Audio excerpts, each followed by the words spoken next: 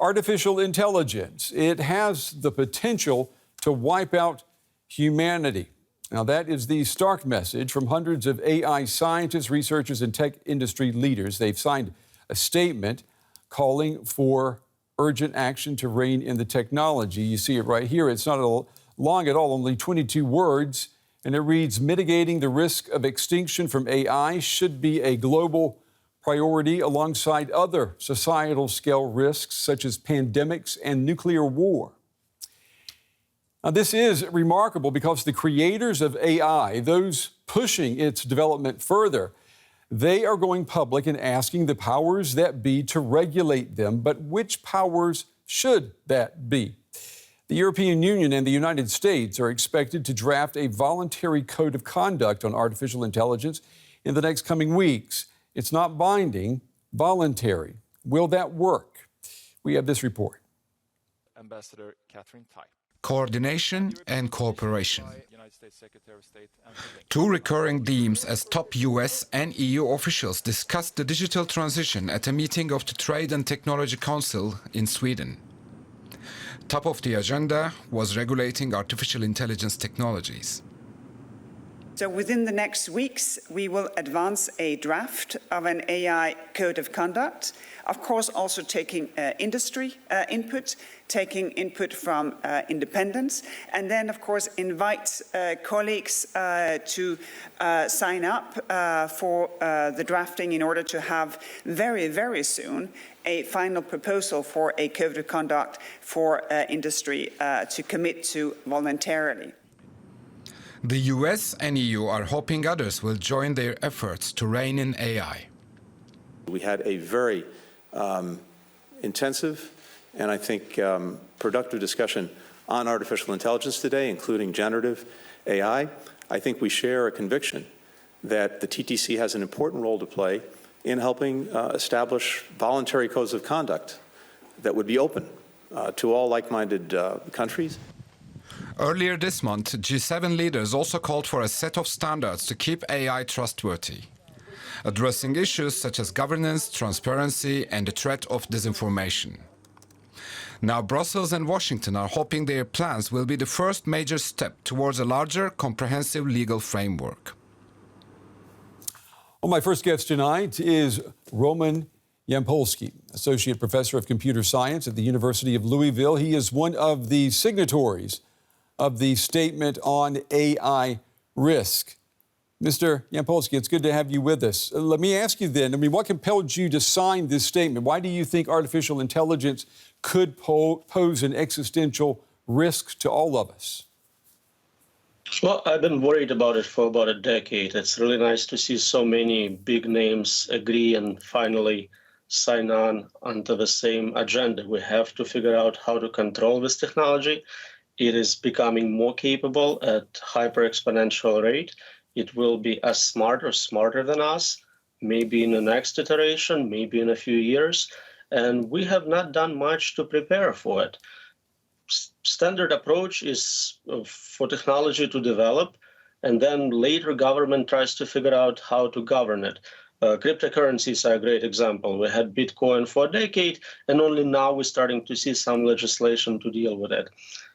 We cannot afford the same mistakes with AI.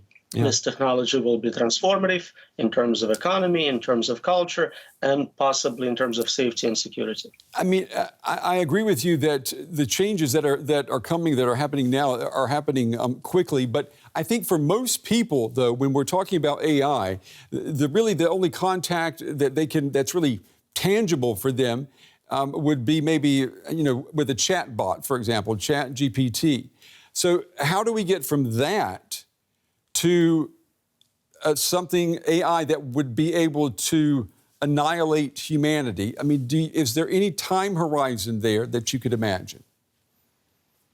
We don't know what's going to happen specifically or how, but we already know that those chatbots, those large language models, are capable of programming computers. They are passing law exams. They are passing medical exams. So in many ways, they're already smarter than an average person. Mm-hmm.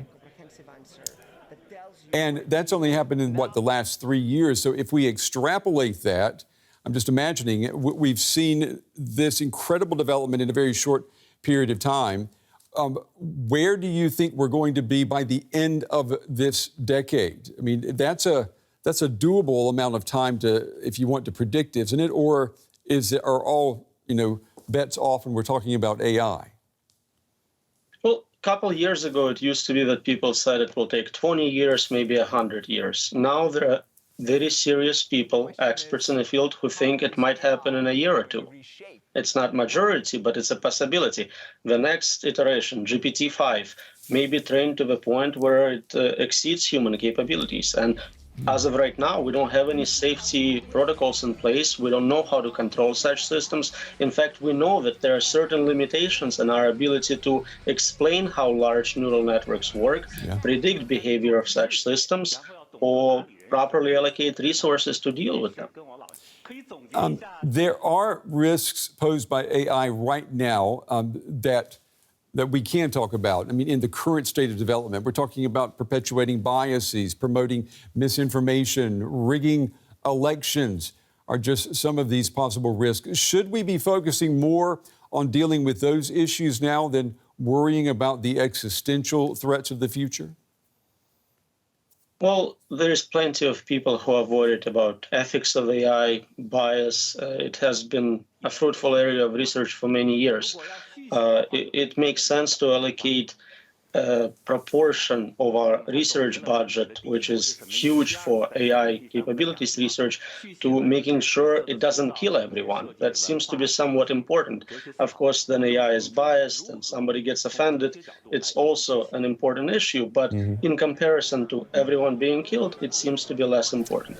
I'm sure you've been following what's been going on in the news. The CEO from OpenAI speaking a couple of weeks ago before Congress. He's also been here in Europe talking with leaders and basically telling the powers that be, please regulate the industry that I'm pushing.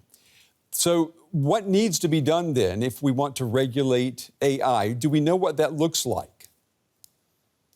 Well, it's interesting. Nothing stops them from self-regulating to begin with. They don't have to do the next training round right away. They can wait. They can encourage others to wait.